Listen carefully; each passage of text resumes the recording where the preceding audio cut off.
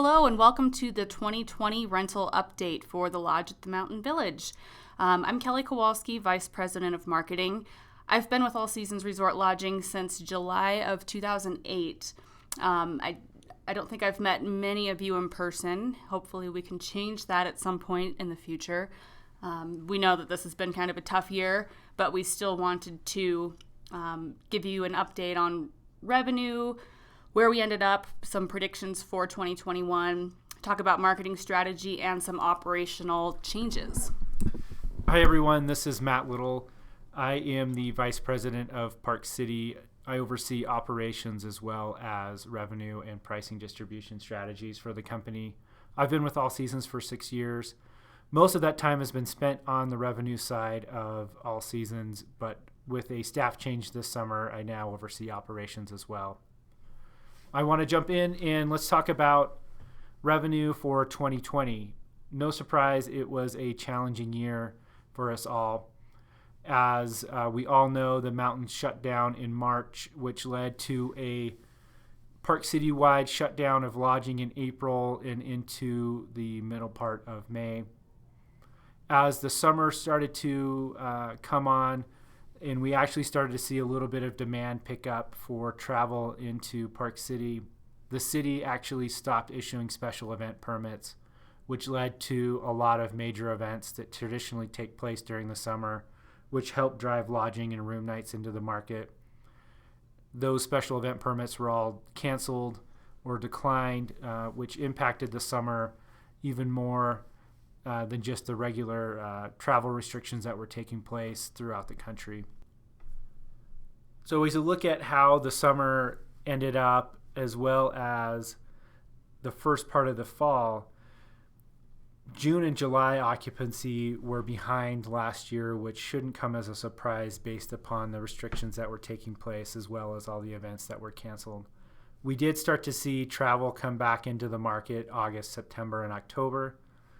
We were able to hold rate and actually grow rate throughout the summer, despite that there was limited demand of travel.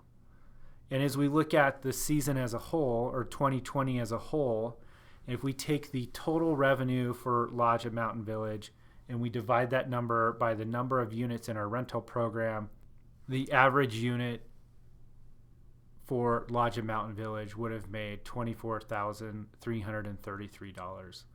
Obviously, that number is an average of the building, so units that are larger, the 3 and 4 bedrooms, would have made more money than that. And then some of the smaller units, the studios or the hotel rooms, could have made less than that.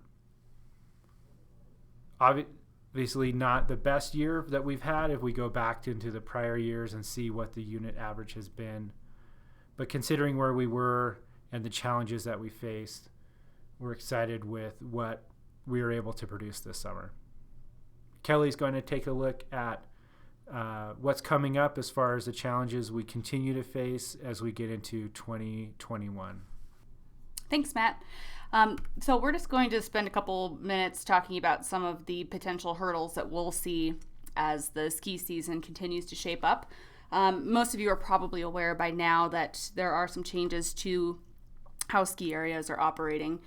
Park City Mountain Resort specifically is requiring reservations, while Deer Valley is not. Park City started off the season by offering Epic Pass holders an exclusive reservation window between November 6th and December 8th to secure their on-mountain ski days.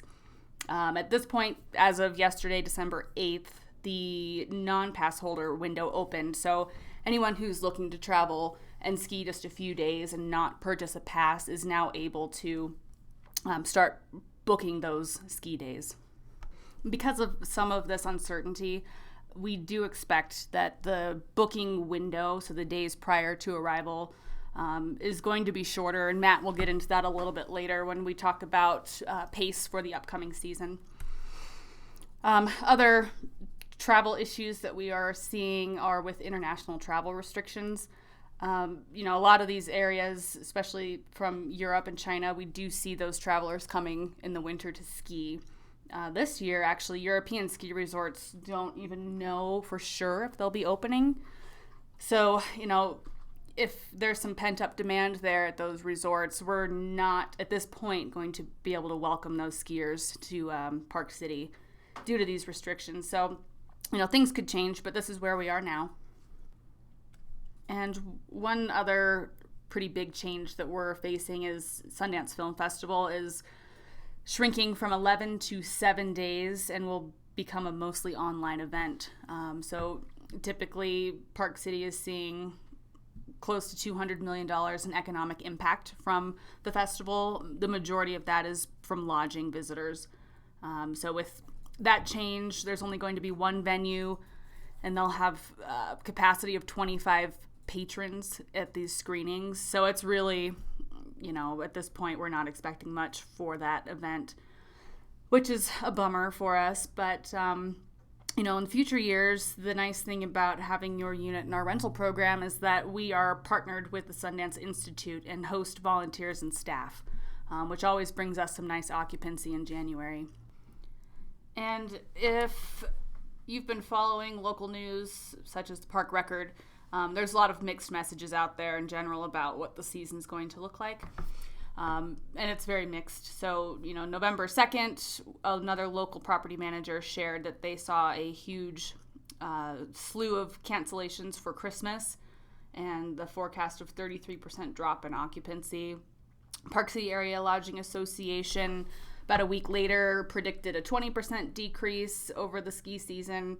The 19th of November, Park City Chamber cleared that up with some new data and predicted some declines of up to 66% in some months. So that's what's out there. We don't know exactly what's going to happen, but as recently as yesterday, the 9th, the Park Record published that we may see some increased visitation due to the stay-at-home orders in California. California typically is a huge market for us in the winter, so that would be really nice if we could see that, and we'll let you know, keep you updated in our newsletters. Thanks, Kelly, for that information. There is definitely a lot of uncertainty that's going on as we look towards the winter. Something that we do know that's happening and has been happening for the past few years is the booking window is starting to shrink or continuing to shrink. So that's the number of days that a reservation is booked before they arrive. How we look at this, if we look at this graph here, the dotted line represents last year and the solid blue area graph is this year. We're seeing that the decline is almost in half. So in October, the average booking was made 16 days prior to arrival. And we're seeing that trend continue into November and the first part of December. As we look into the winter, that's a key piece of information that we're keeping an eye on, knowing that the window is shrinking as far as how far out reservations are booked. As we look at the pace as far as what's on the books for the winter, November, we actually were able to finish ahead of last year's occupancy while keeping rate pretty similar to last year. December, we are seeing a decline in occupancy with an increase to rate. Again, we're able to hold these rates as we're going through the winter, but we are seeing that decline in occupancy. January, February are those months where we're seeing a significant drop in occupancy compared. This comparison is same time last year.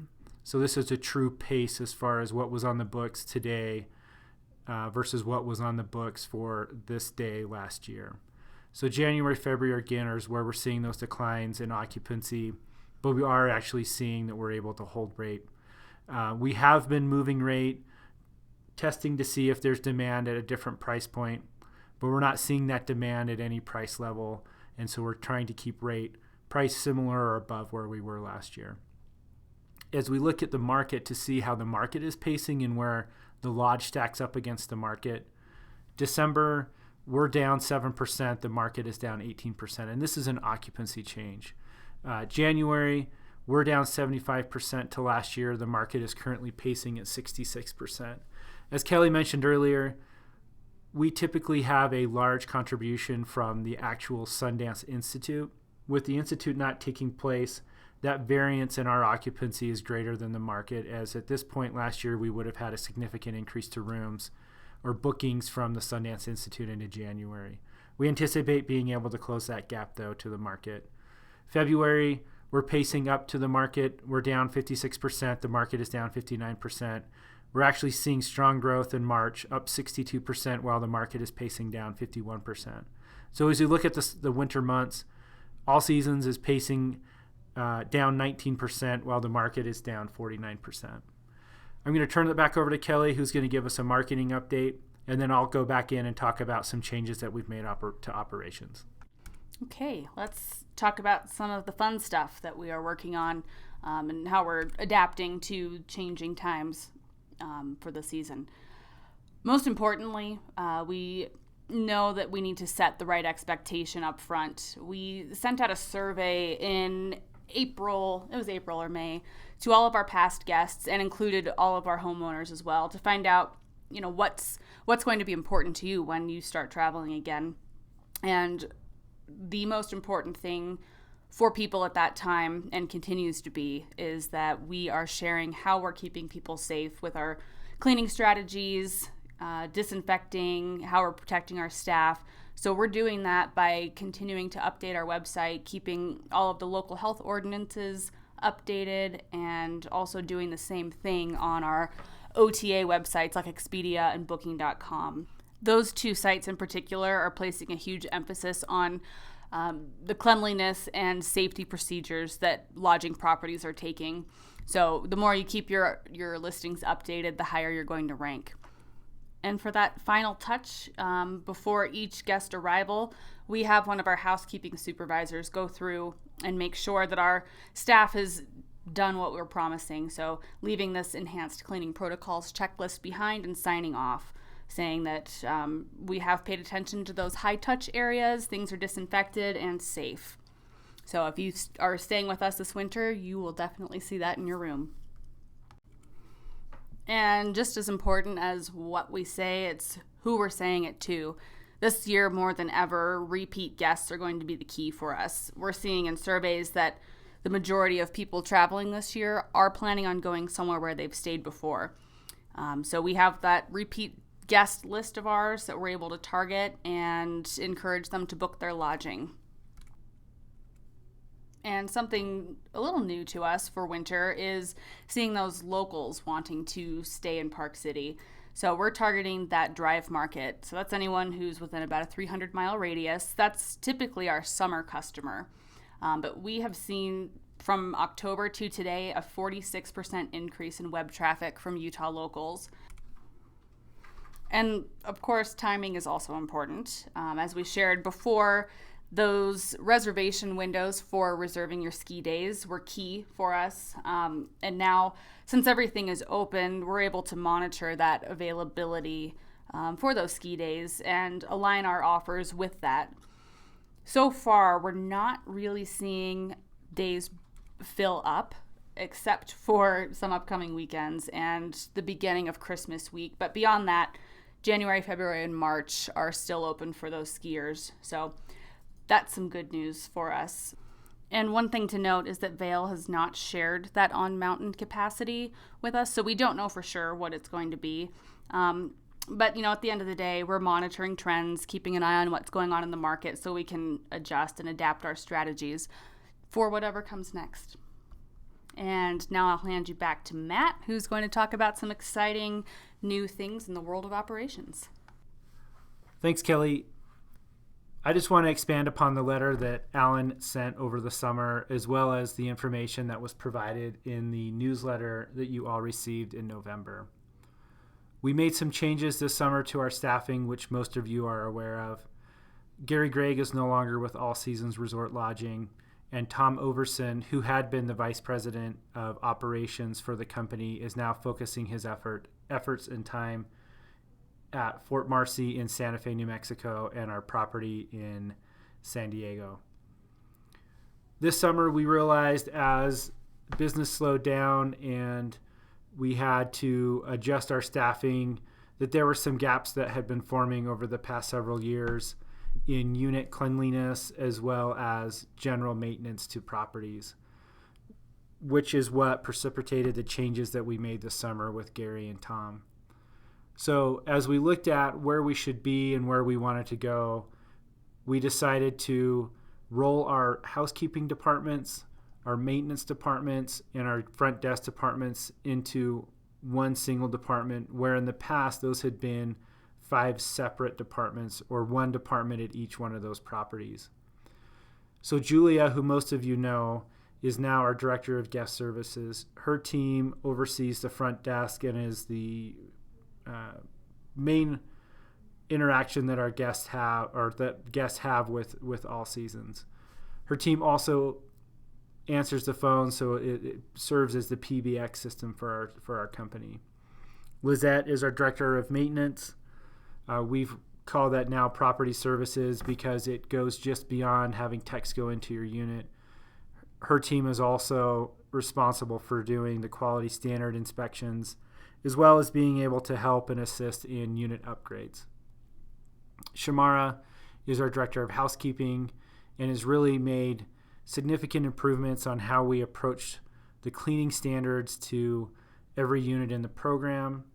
I'm excited for you all to come and stay in your homes over the next year and see the noticeable differences to the units while you're here from a cleanliness standpoint as well as a general condition standpoint.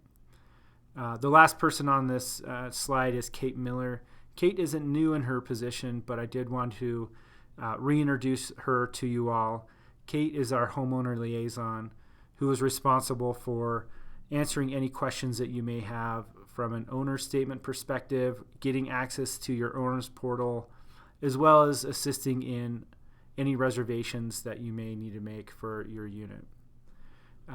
Along with making these changes to our staff, we've made some changes on operational aspects at the lodge itself. We recently completed a update to the signage that we have at the building there. We removed some things that were blocking signs, made our signs more visible. In total, we replaced 8 signs and added an additional sign. The consistent feedback that we get from guests is that the buildings are confusing and people were confused on where to go to find the front desk or to check in. These new signs will improve guest wayfinding throughout the buildings. One additional change that we made is we added a self-check-in kiosk. This is something that has been in the works for a few years. It's a request that we've had from guests in the past, but with COVID restrictions and trying to limit guest interaction or social distancing restrictions, it's something that we put in place this summer. The kiosk is located as you exit the lobbies, the elevators on the lobby level, which is level 1 at the lodge. The kiosk allows guests to enter their last name or their confirmation number, and it dispenses a pre-made key packet which will have their room code as well as parking pass, property map, as well as a little welcome registration card. Feedback has been very positive. We have these kiosks at 2 of our properties in Park City. We just introduced the same kiosk at our property in Santa Fe, New Mexico, and have had good success there. We are rolling out the kiosks at 2 additional properties in Park City. So within the next 30 days or so, we'll have kiosks at all of our front desk operations in Park City to meet the demand and the requests that we've been getting from guests that they want to bypass the front desk and go straight to their rooms, limiting contact. An additional thing that we've done, and this goes similarly to the kiosk, it's a request that has been in the works for the past year or so, is an online guest guide. With the COVID restrictions from the county health department, we were required to remove all printed material from guest rooms. This guest guide, this online guest guide, effectively replaces the in-room compendiums, and it provides guests with all the information that would have been printed, as well as gives them some interactive feedback and information on the properties in which they're staying. The QR code that's on your screen, if you were to take your phone out and scan that code, it would take you to the lodge's guest guide if you wanted to see the information that's contained there. Another great feature with this guest guide is it's something that can be updated on the fly.